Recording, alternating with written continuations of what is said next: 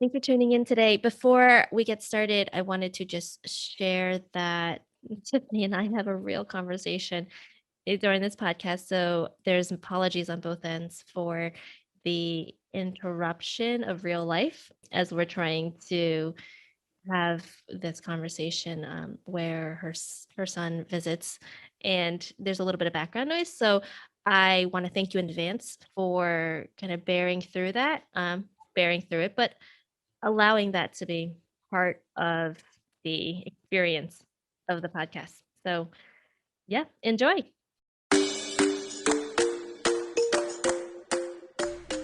Welcome to All the Things, a podcast for moms seeking an inspired life.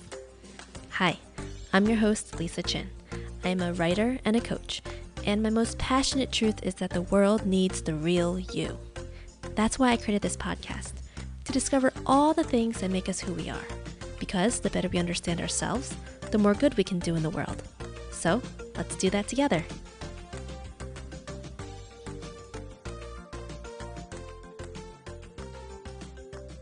Hello, everyone, and welcome to today's episode. I am really excited to welcome my friend Tiffany York. And before we get started, I want to first acknowledge that I am speaking and podcasting from the traditional and unceded territories of the Nipmuc and Massachusetts people. And today's land acknowledgement is brought to you by the fact that Tiffany and I will definitely be talking about advocacy and marginalization and justice and equity and all those things.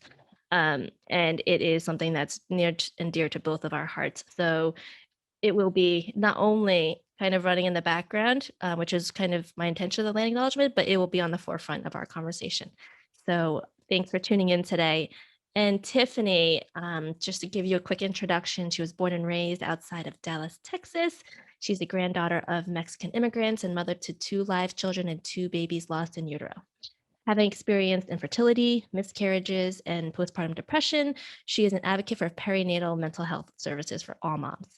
And after working with a career coach, she realized advocacy, building community, and offering accountability is where she can make her impact. So she has started a business called Bluefoot Consulting to support other businesses in practicing justice, diversity, equity, and inclusion. Tiffany, thank you so much for being here today. Oh, Lisa, thank you for asking me. It's very much my pleasure and an honor to be with you on this today. So you and I have history. History. And this season is all about people that I know. So I would love for you to share kind of your version, your perspective on how we know each other. Yeah.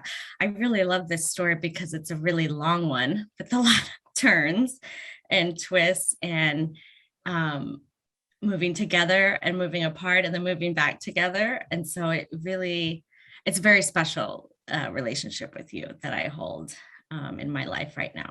So Lisa and I both attended Babson College, and we were both part of the theater group.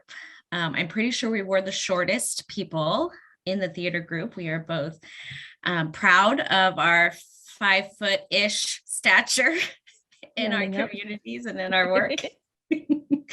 And instantly there was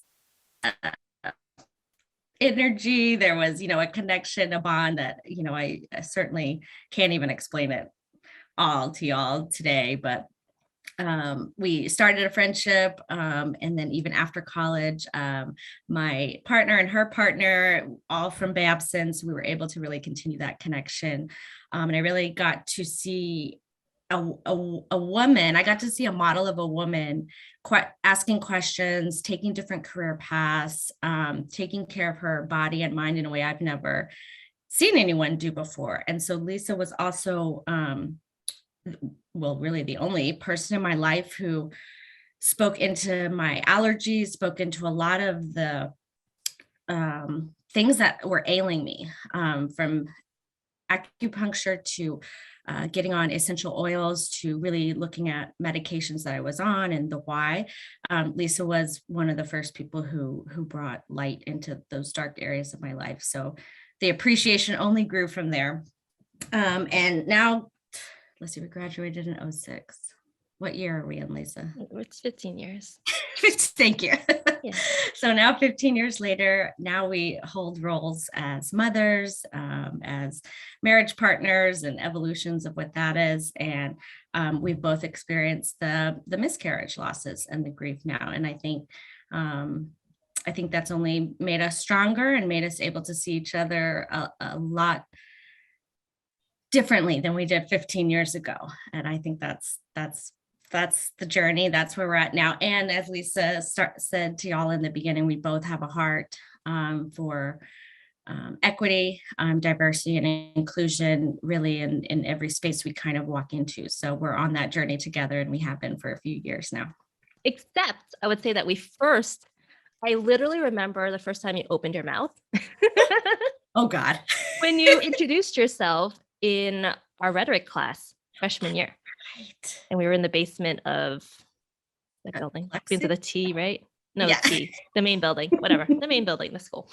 We were in the basement, and you were like, "I'm Tiffany, and I run cross country." And I'm like, "You run cross country?" Like, and I used to run cross country in high school, and you were short. I was like, "Oh, there's no way I could run cross country. I'm like so short." And then there she is, like this spitfire of a person, and she's doing it. And I'm like, and I never joined you, but you were always an inspiration in that way. Didn't too. I ask you one? You did.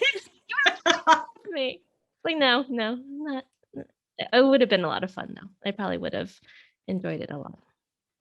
It's so funny because I don't I don't remember. My first memory is the Babson players. So I love that though, right? Because I love how that confirms, like, having different perspectives doesn't mean there's something missing or something wrong, but it's just how we've gotten to know each other in the different ways. So funny. It's interesting to see like what memories stick, like in talking to folks now, like for several interviews, and kind of getting their perspectives on how we know each other. It's like, oh, it's kind of like, to my ego, it's really cool just to like hear, right? Because we always want to know. Yes. But it's also really cool to see like what kind of sticks with the other person, what they value, and what has really impacted them. And then like for me, it's sometimes it's very different, or it's just a different flavor of it. Yep. But I do hold our friendship and motherhood and advocacy work, very close to my heart. Yeah, I think you've taught me a lot about, you kind of talked about our like coming together and coming apart and all of that. And I think that you have taught me kind of humility um and the ability to come apart and come together, right? I think that in kind of like this day and age, we can so easily like throw away relationships and just the value of like recognizing our faults and our miscomings, and then trying to come together, come back. Yeah. I mean, I would even say I default, my ego and my what I call my false self defaults to throwing away, to just shutting the door. No more. I don't want you in my life because you hurt my feelings, and there's obviously layers and degrees and different examples that can be for one person. But I think about that often because I also think the conditioning happens, right? The social media, the TV, the movies, this instant gratification culture that we have in the land that's now called the United States, stolen land, which I really appreciated that land acknowledgement. That was beautiful. Thank you. But it's hard because if you're conditioned and you're not aware of of the truth of what we've been through, right? Rupture and repair is a basic human part of relationships. If there's no repair, then I think we end up missing out on a part of humanity that we're meant to sit with, as uncomfortable, as hard, as different as it may feel than what we've experienced before. But I totally agree. Yeah. It's really beautiful. And I think it's so easy because I think about like how, like, me, like we used to live in villages, and we used Yes. to be forced to be in these I would be right communities. there in that village with you, Yeah, just so right? we're clear. I'd be right in that. We're talking about, creating a commune with a couple of friends here. So, Yep. like, come on over. We need someone who can farm though, and like raise Oh, livestock. And you do. Well, let me get back to you on that job application. But I think that, I think of often so much of like my framing of like what is normal is like, okay, what we're doing right now is not normal. So like I think about like what used to be normal, and living in communities and not being mobile like we are now, like just being able to like, you know, leave, which in some ways it's very helpful for people to be able to Yes. leave, right? Um, Yes. but we used to have to deal with being face to face with people that we didn't really like, or that we had a rupture with, and then you have to learn how to deal with that. And now we don't have to have those skills. We don't have to practice that. Yes. And but the world is so small. Like the fact of the matter is, and also like energetically, like we're all connected, right? So like if you have that, Yes. like even when because we didn't live in the same town or city No, when we no, kind of never have came apart. actually. Yeah, and like even though we weren't in proximity with each other, energetically I felt that rupture, Yes, and I do so it too. just doesn't even matter like if we're Mm-mm. in community anymore. Um it's just, yeah, just really important that we It's so important. It's so we do important that. to be in the rupture and repair. Yeah, We that could talk all day long about well, I think that. that it touches on the work that you do too, right? Because rupture and repair, I mean, talk about like people were brought to this country and enslaved. Like talk about rupture, like mass genocide of Yes, whole tribes. Like we're how do you talking about a collective traumatic forced rupture. Yep. yeah. I Yep. mean, and so if we can kind of bring it into our like little microcosm of our lives, right? Like how did you I didn't think we were going to talk about this today, but I really love that we're going in this direction. This is what we do. This is how we roll. Yeah, right. I mean, you said your default is to leave, right? So, like, how Yes. did you Yep. come to the conclusion or the ability to be like, I'm not going to leave, or I'm going to give this a try, or whatever that thinking Yeah. was?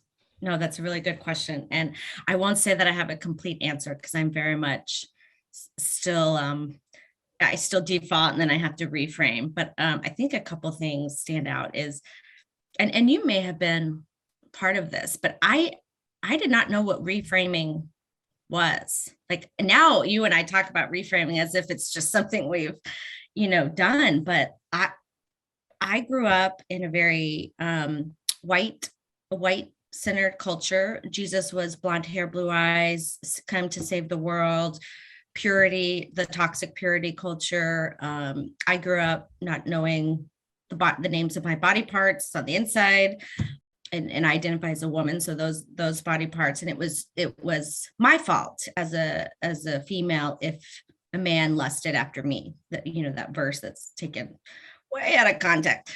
And so this whole idea of reframing or dismantling really I think really started when I experienced my own experience of discrimination in the workplace because of my gender, because of um, I wasn't the highest producing employee, and I wasn't part of the status quo, which was white men in the insurance industry, and many are dominated by that dominant gender identity. And when I went through that, I wanted to just I wanted to leave. Yeah, you just want to leave. Your feelings are hurt. You don't understand what's happening. Nobody's answering your questions. Nobody you feel like is being honest with you. And I was saying why I don't understand why this was the process. Why wasn't I included? Why wasn't the 5 other women who are well equipped and skilled and beautiful for this job even asked? And I think at that point I something snapped, and I was like, well, there's got to be a way for me to work through this. So I have to learn to reframe something, because this, and I think it has to do with that justice piece, right? So Tiffany, experienced injustice. I experienced the discrimination. And when it happens to you, there's something different than if you're hearing a story, or if a friend tells, there's just something different. I don't even know, you probably know how to help me name it. But something happened, and I was like, there's got to be a way for me to work through this as a person, because this is killing me inside. This is making me feel like shit, excuse my language, crap, and so that's where it started. It started back, I'm trying to think of the year. So I was pregnant with Isaac, so 2019. And we're, I'm only 2 or 3 years after that. So I'm a very early reframer, but that's been a huge gift to me, finding my inner resilience, to not moving forward with my ego and just shutting everyone out of my life that doesn't do it my way, or hurts my feelings, or, harms me. And I found that it also works in marriage. And I'm sure that is a whole nother different conversation we'd have to spend an hour on. But yeah, that's kind of what initiated and really revealed the justice part, is because it happened to me, and I said, this can't happen to someone else, or I don't want this to be a systemic discrimination issue that I'm not putting a voice to. So I said, I will use my voice, I will use my skill sets, and we're gonna try and make it better. Now, I can go in so many directions here. I want to ask you though, like, this can't be the first time you were discriminated as a woman, as a person of Latino descent, Mexican descent, as someone who is short. There's so many things that we could be discriminated against, right? And we probably have been, and you probably have been. So why this time? So that's a good question. I think it has to do with, I present and I pass as white. And I know we've talked about this. So my mother's side, I am from Mexico. There's D in me from that indigenous Aztec and Mexican, and the Spanish colonizers were in there too. So I've got it all on that side. But when my mother chose to assimilate, that was a choice that then affected a culture that I grew up in, which was white. And I didn't know that. I didn't know the color of my skin growing up. We didn't talk about race. We didn't talk about anything but not coming home pregnant. That's what we talked about in Texas. And so why that one is because I moved and walked as a white woman, and that privilege allowed me to either not feel, not see, or just pass over any of those other discriminations that might have occurred. And I truly had to honestly get called out. That's what happened. Is I had colleagues and people I was in employee resource groups who were willing, who put labor in to speak truth into me. And, I couldn't thank them enough, because then what's the phrase, this thing from your eyes fall off, all became more clear. The veils, the scales, thank you. The scales from the eyes fell off, and I was like, oh, I'm white. I'm white and I'm Mexican. And this is now what I understand. Now I understood a lot of the layers of complexity that previously my privilege allowed me to just not even worry, think, attribute to. So I think when that finally happened, once the scales fell off, I was able to actually see what was really going on. So, I don't know if you know my theory that I love all your theories. So this is one that I've kind of shared on Facebook, and I think I might have lost, like, not a friend, but like an acquaintance over. And it was that the source, I think, like, what is that? The keystone of change is in white women. White I did see that post. Yes. And I think this is explicitly that example where you can finally see that discrimination happens to you.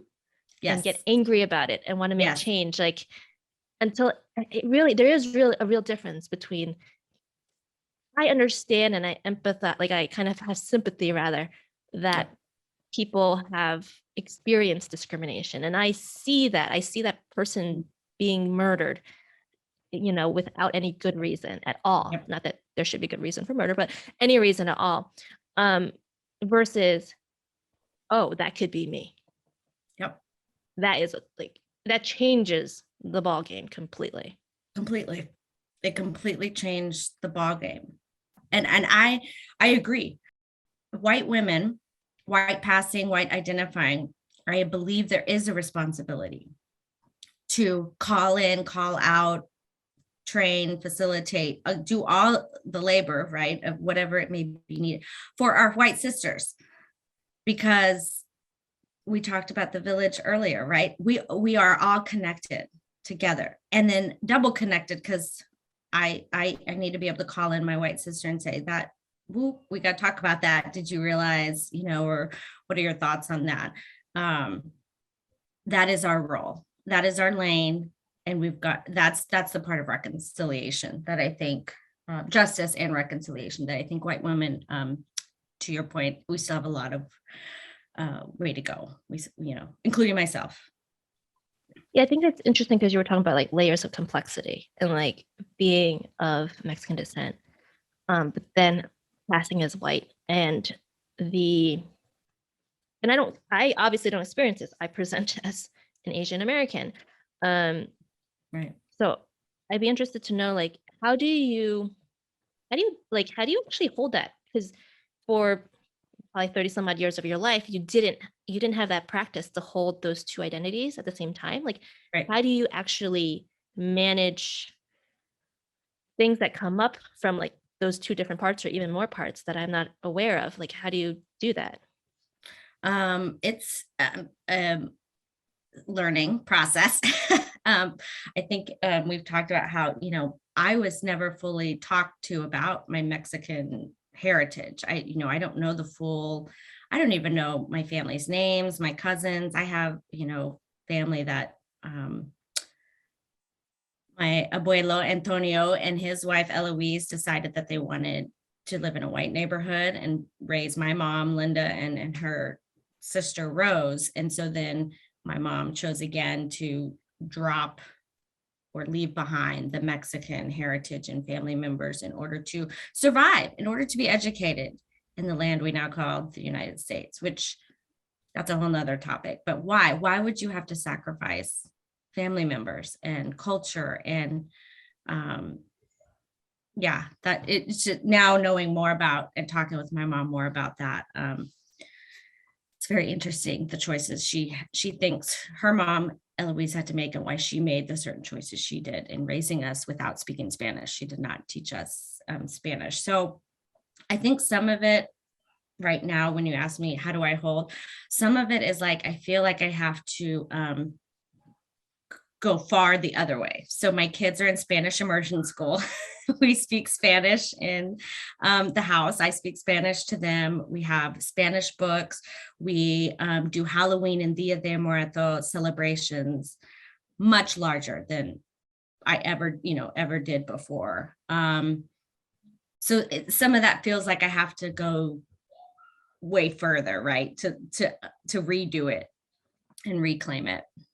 Some of the other ways I hold that tension, though, is speaking into conversations and spaces where the Mexican, Hispanic, Latinx experience is either being lumped into the BIPOC and or not talked about as a specific group, population, identity that has experienced discrimination, oppression, and racism within our systemic institution stuff. So I just, I have never been afraid to use my voice. So I think that's really a big piece of this is I can say, well, what about our Latinx population in Watertown?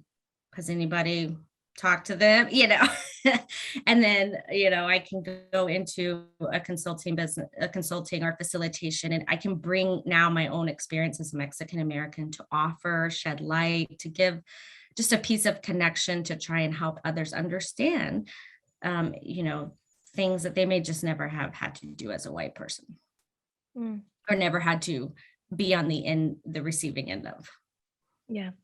I think it's you have such a unique, maybe not unique because I think other people have a similar experience, but it's it's such a valuable perspective that you bring into these conversations. And I love that how you're like vacillating to like almost the other extreme, and that to try to kind of rebalance it, because at the end of the day, like with our children, like they're, how much of their lives do they really spend with us, right? Yeah, And if we can kind of veer them off in one direction for the for a little yeah, bit, just they're that. it's yeah, like society and culture, I mean, dominant culture is what it is right now, and it's not gonna change it completely or anything like Right. that. So it's like, how do we kind of prep them in a way that when they encounter that dominant culture, they can kind of recognize, okay, this is the difference. Yes, yes, and it's come up more so with Nora because she's gone to our vigils in Watertown for Black Lives. She's gone to the parade for Martin Luther King Day. We've talked about what happens if your skin is black or is not black and what actually that means, right? There's just more melanin, right? There's just more, it's a scientific, thing. And also what that means with what other people may react to that. And it's just a conversation that starts with your kids if you're a parent, but also then you have to replay it in your own head and say, did I say, what did I mean when I said, okay, let me go check a resource. Let me go check with my accountability part. Okay, now I'm going to, you know what we talked about, Nora? Well, mommy was a little off on that. Let me try again. Let me explain it.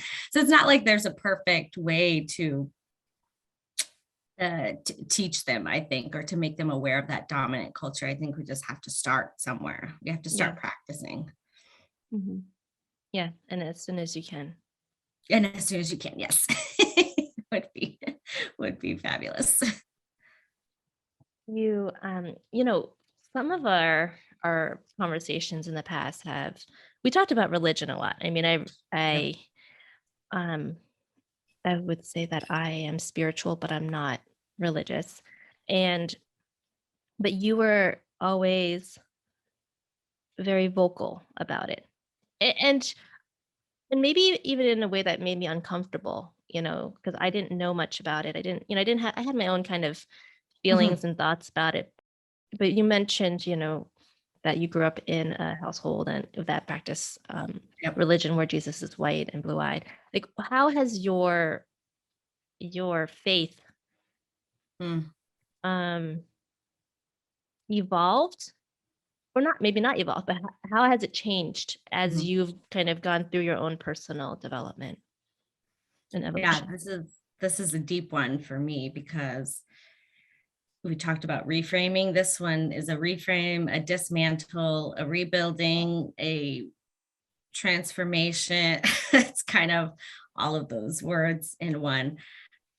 Yeah, so I very much believe that I was not taught to think critically for myself. I'll start there. I didn't have it modeled. I grew up in a very toxic and now divorced. They're divorced and much happier parents.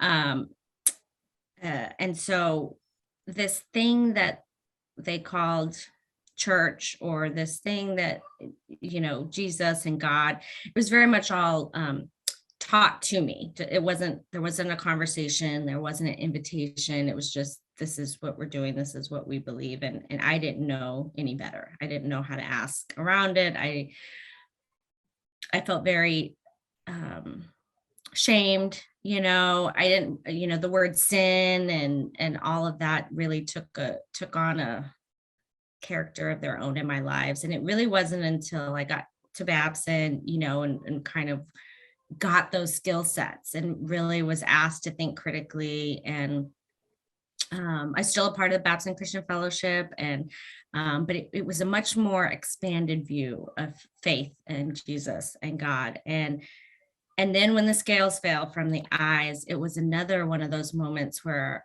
I said, I don't think I know the real relationship I have here with church, God, and faith. Like I think think there's there's some stuff I probably need to unpack or look at a little more closely. And my church offered a Black theology class about it was start of COVID. And Lisa, I tell you what, I was like, I read them. James Cone, I think, was the first one. And the words that were coming out of the page, it was like another one of those moments. I was like, there's my Jesus. That's there me. There I am. I am there in that. It was, I don't know how else to explain it. It was lightning. I was like, this is who I believe Jesus was this whole time. So it was beautiful. It was beautiful for me to be like, oh my God, thank God. All right. Whoo, at least I finally found him. And I just laugh because I have to laugh at this point. I'm just like, oh man, this is going to be a lifelong, thing for me. But reading about the Jesus in the margins, reading about the Jesus that was oppressed, reading about the systemic and cultural oppression of the Jews and the Gentiles, reading about the Pharisees in that light, the ones who kept to the rules, very much the white supremacy that you and I talk about, perfectionism, rushing, no flexibility for the nuanced identities and experiences that people bring into a culture and a community. I was just blown away. I was like, did the whole course, dug into it, and yeah, I think you can call it an evolution in my faith. I think you could call it a rupture and repair. I think you could call it, whatever you want to call it, because for me, it felt like there was just like, okay, we're going to close that book to that because we got to start a new book here. And I started with learning about Jesus with the Black theology authors and professors, and haven't looked back since. That's really amazing. I think so too. But this is one of those you don't know until you don't know what you don't know. Right? So again, here's another white woman saying, I was conditioned. I didn't know what I didn't know the whole time growing up. And then thank God there are friends and churches and organizations and things that can reveal things to you at a time in which you're ready to receive it and look at it differently. And I absolutely was searching for where was the Jesus that I knew wasn't blonde hair, blue eyes, and I knew wasn't riding in with a sword in his hand, and all those pictures very much from the European and colonizer and Western Christianity. That never felt, I was like, okay, but again, there's my privilege. Okay, keep going.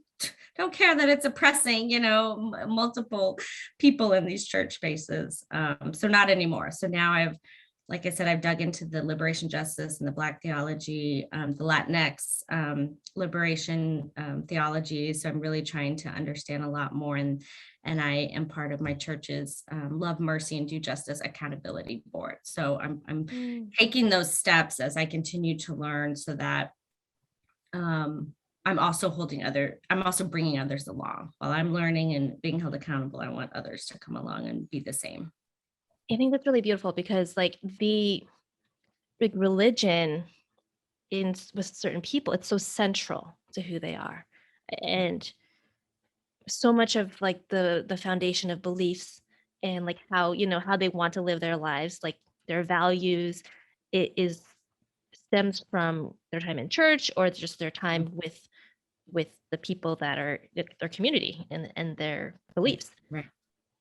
And I think maybe one of the reasons that when those beliefs are challenged, it's really hard, right? Very hard. Reframe and to like see that there's another way to experience these values. Yes. And try to reconcile, okay, if people are oppressed, maybe I'm not. All these beliefs work in my favor. I'm living them. They've worked so far for me. If I change all of them, what happens to me? What happens? Yep. And that's where the freezing happens, and the inaction, right? And the defensiveness. You and I have both seen it.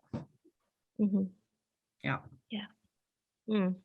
I love that. I hadn't heard about Black theology, so after this I'll ask you for some resources and I can post it in the show notes Yeah, for absolutely. folks Absolutely. to dive It was into. life-changing. And I have a friend who was leading it, and he's a theologian. And but what's interesting is I had been kind of helping him behind the scenes, learning about the Hispanic Latinx, he and being inclusive in his spaces. He wants to be sure. He was like, I'm not sure if I'm totally erasing someone or being a white supremacist expertise type characteristic. Like, can you? So it's funny that I had been, just sharing my learnings and thoughts, and he would write something. I say, oh yeah, this is great. This sounds good. And then he's the one to literally change my whole relationship with Jesus. So I was like, I feel like I still owe you a few more tips, because I feel like it's not even now. And that right there, right? That thinking even is something to shift. Like Yeah.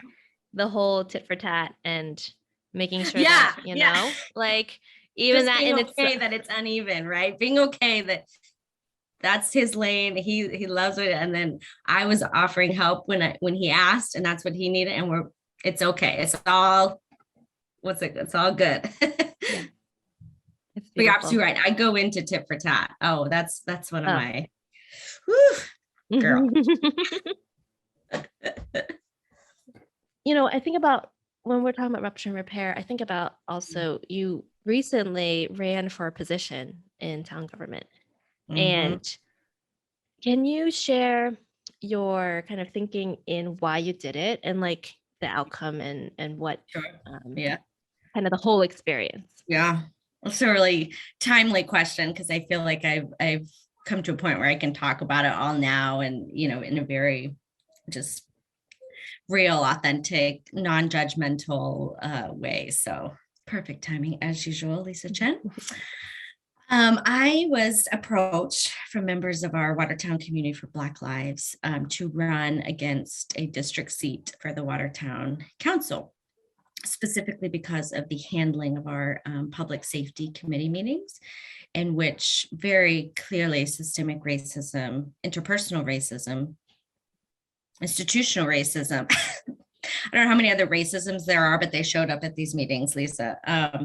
And quite frankly, the experiences and the hopes and the values of our Black and Brown community members and their children, and our community members who have adopted biracial children, were not being acknowledged. We're not even being presented in a form of an agenda. So it truly was a negligent, in my opinion, even as a facilitator, right? Like, what's happening here?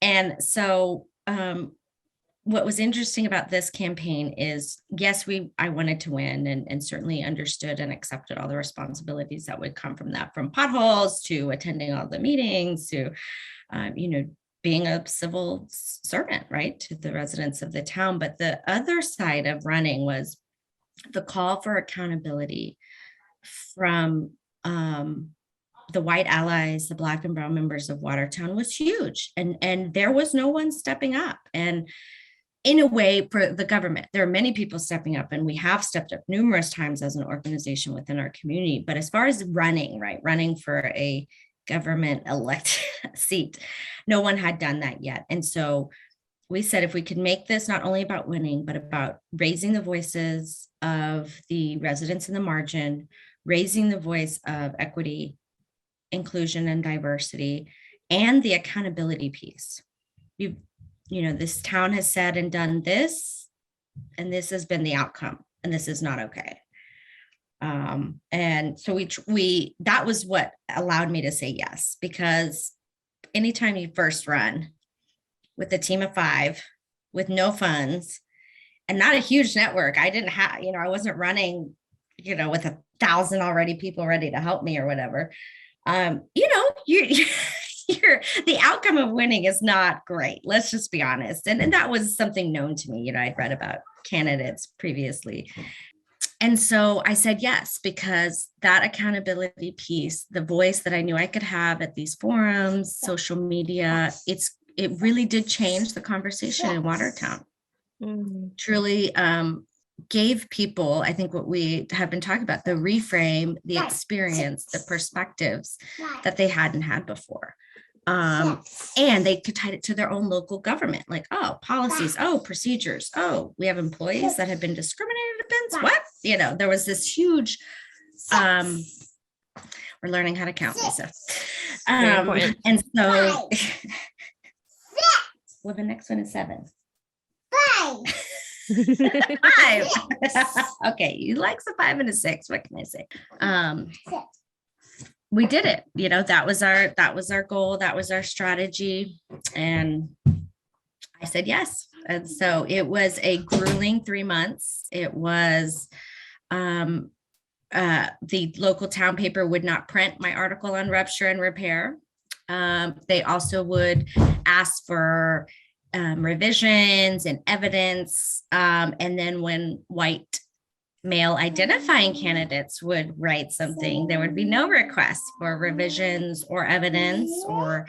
And I think that speaks to, obviously, we have one person in Watertown doing the journalism, so there's whole loads of problems with that. But it also speaks to what we talked about earlier. Now I knew what I was experiencing. This wasn't just, I need evidence, or I didn't write it in a way that could be published. It was, he did not want to publish it because of how I wrote it and what experience I was bringing into it, nor was he comfortable with the idea probably of rupture and repair and accountability in Watertown.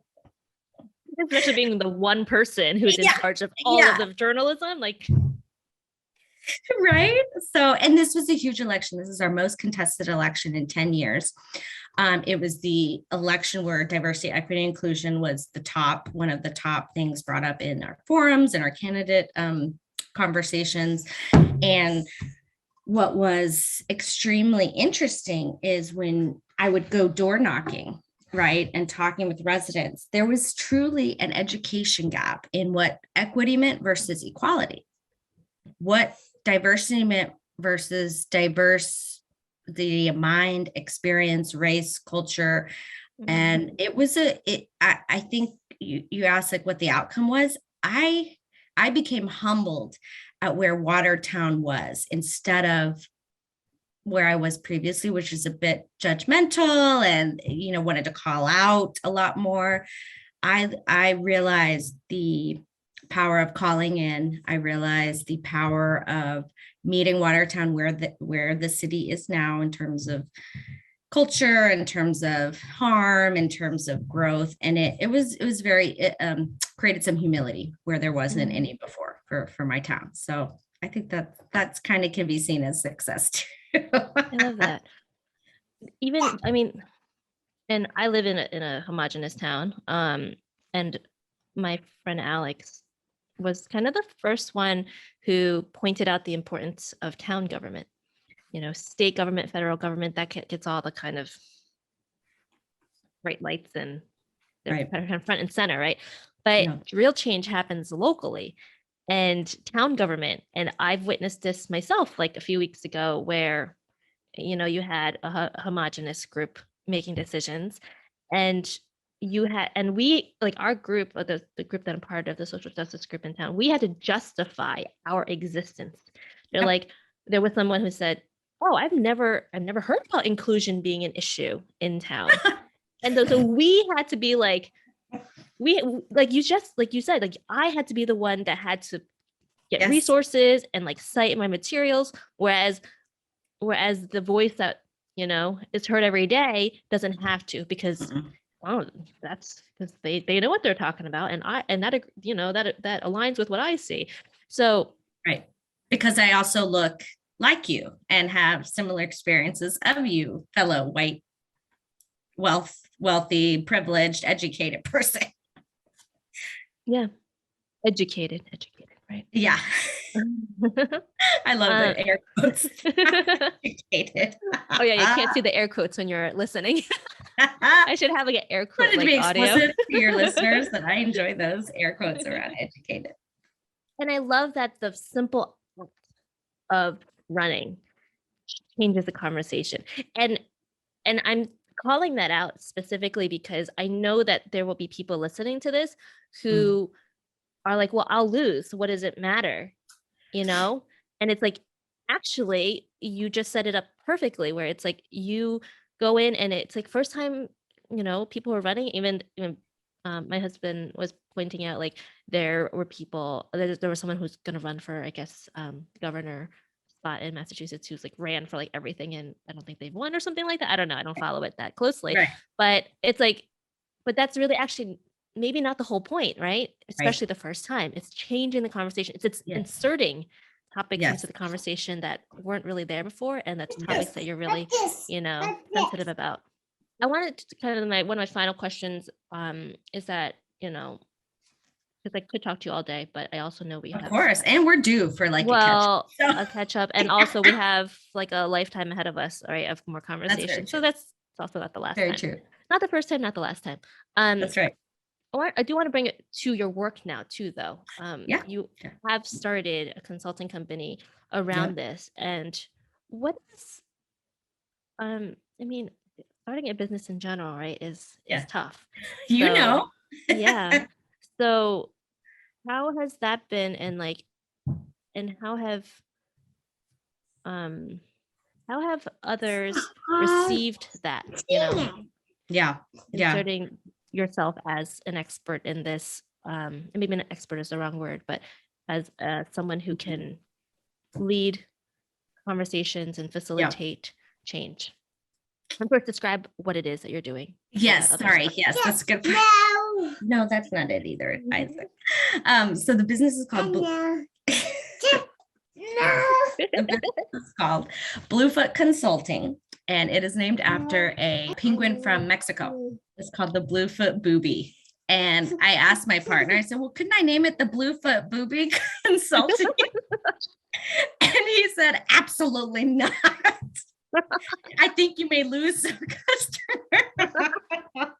I said, I don't know. Maybe I'd actually gain some customers. Bluefoot Booby is the actual name of the penguin, but for now it is Bluefoot Consulting. And actually, we talked a lot about where this came out of. It's finding our lane. And I think the social justice, specifically the Black female LGBTQIA community, has asked white allies, white practicing allies, privileged people of other race and culture. So you're Latinx, but when we talk about being a practicing ally, one of the themes that really resonated with me was find your lane. You don't have to do, I don't need you. And I being the Black or the brown person, right, who is so much systemically oppressed than a privileged white person like myself. I don't need you at everything. I don't need you I don't need you to do the walks and make the donut and because what they were trying to tell us is that's part of your privilege, is that you even have a choice to figure out, what you want to do. And then you freeze and you don't choose. And I think I really heard that clearly for me personally. I was like, okay, I do know what the freezing feeling feels like. I'd love to just stay there sometimes for sure. And I clearly hear the call for finding a lane. So I did a lot of research on the thought leaders and the social justice leaders in DE&I that I follow, and what their programs that they were offering, and practicing allies that identify as white in their programs. And truly I'm still figuring it out. And what that opened up for me though, is actually answering the call for smaller communities who want to have this conversation, but they want to have it in a very intimate backyard type setting. And so those have been my portfolio of clients for the past year now, is having those conversations and intersectional conversations. So motherhood and race was the first one, and you were a special guest on that, and that was amazing. And this next one is for a group up in Carlisle. Am I saying that name of that town? And so that seems to be an intersection around being a neighbor and being a practicing ally. What does that look like? And what does that mean for these families who love each other? They're growing up with each other. And we got to talk about race if we're also talking about Tylenol, pediatricians, and college applications, right? It seems like there's a real yearning to be that authentic and be that real with the people in your neighborhood. So I'm happy to help. Mm. I really love that. I had, every time I think of consulting, it's like, oh, it's like very corporate sounding. Yeah, yeah. It's really much more warmer. Like it's warmer than that. I think so. That fits you like wonderfully. Right? Don't you think? Yeah. But I feel much more of me now that I've done these a few times. And I still struggle with the creating the business part of pricing. We've talked about this, marketing, building your list or whatever it is. And so I am privileged to be able to take some time to still figure some of that out while being able to financially support my family in the minimal ways that I can right now with this business. So, well, yeah. I mean, I found more than anything else, like creating is where we learn, right? And when, especially with businesses, there's like this, there's so much loaded into that, and who we are and what we believe and our ideas of what we deserve, and what is possible, kind of all that comes to a head when we have to work for ourselves and do that. So it sure does. It sure does. And I love that I got to do it with you. There were times when you and I had conversations about what's the idea, what's the goal, what do you want, and we'd have these so real conversations about here's what I'm hearing, right? And because we'd gone through those rupture and repairs and the journeys that we had, and I think individually too, your journey and my journey and all those experiences, that was such a powerful part of my business creation, was having that type of conversation with you and knowing that we were both actually working in different lanes, but we were doing right. We were becoming into our own as a practicing ally, and that was huge for me, for sure. Definitely more than one way to do it. Yeah. Oh, yeah. Find your lane, right? Find your lane. In fact, this highway is so large. There are so many lanes, but you got to get in your car and you got to find your lane. You can't just sit in your house. Exactly. And don't take the first exit. And don't take the first exit. And for the love of God, don't stop at Starbucks every 5 minutes. Like, you gotta actually keep going. All the while trying to parent and raise these two children. Well, I was gonna say, and sometimes you'll have to stop every rest stop to let someone pee. But other than that, just keep going. Other than that, keep going.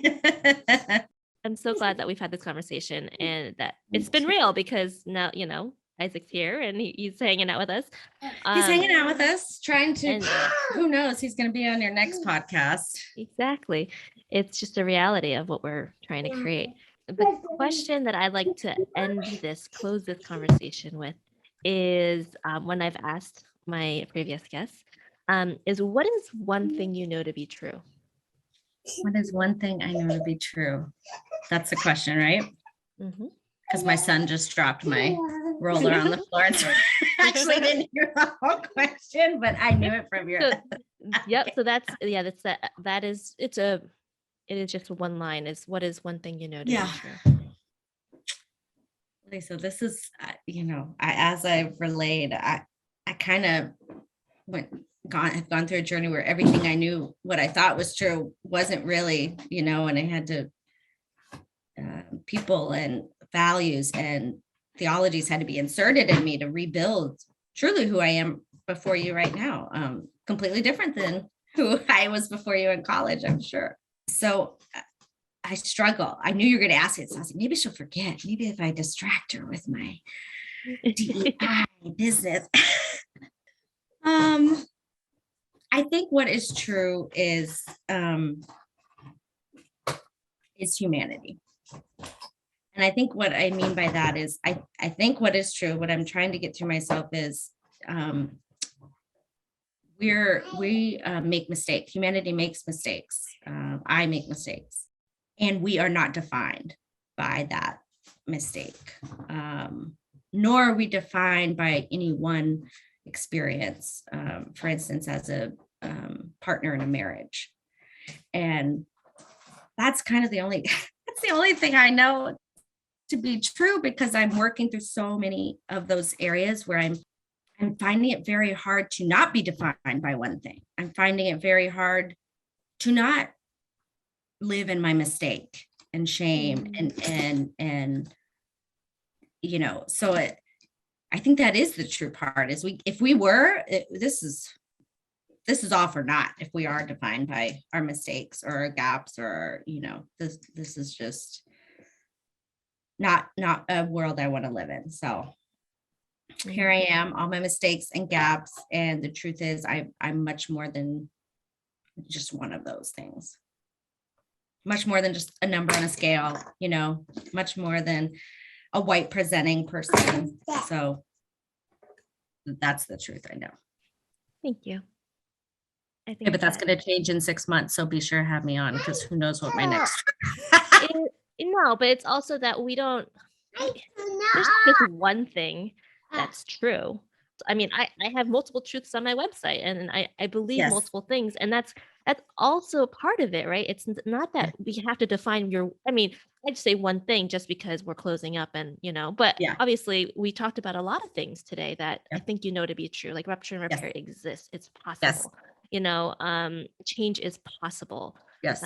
Love conquers. I mean, like when I think about you, I just think about like, when I was initially sending you messages about this interview, it's like you've changed as a person, but fundamentally your spirit is the same. Yeah.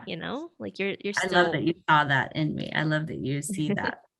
And so when I asked that question, I love that we're having this conversation where we're also talking about like, it's not just one thing. I'm asking one thing, but we're not limited to only being able to believe that there's only one thing to be true, because that would be absolutely ridiculous, right? But because it is the layers of complexity, things will kind of surface and resurface, and some will go underground for a little bit, and the truths that carry us for a while may not be needed. Yes. And so they can kind of just go dormant for a little bit, and then they'll rise back up when we need them, but we kind of know that they're there. Like it's not, it's beyond, it's very nuanced. It's very nuanced. And I didn't grow up nuanced. I grew up right, wrong, binary. We've talked about this. So I think it's great that I struggle with what's the one true, or when people ask me, oh, what's your one experience? It's like, do we have an hour? Like I have a whole lifetime of experience that it brought who I am today to you. So, and growth, right? Being right versus growing, I think is what I also know to be true. I grew up being taught to go after being right. I'm right. This is the right way to do it. And now I'm like, I don't know. I think I would rather grow. I think I want to learn how to reframe. I think I want to dismantle and then rebuild and reimagine. I think I want to gain humility where there was no humility with specifically with my Watertown community. Right. So that choice of choosing growing versus being right has been a huge one that I'm still in the middle of it, but I'm working on it. Thank you. You're welcome. Thank you for having me. I am so glad that other people can hear your wisdom and your perspective, because it's been just so valuable for me, like personally. And we talked about this before we started recording, like the privilege that I get to share these conversations, like to have these amazing conversations with people, and just to be able to have other people join them and share brilliance, really, at the end of the day. So thank you for being brilliant and a shining light. And thank you. Yeah. So until next time. Until next time, pumpkin spice coffee and Isaac.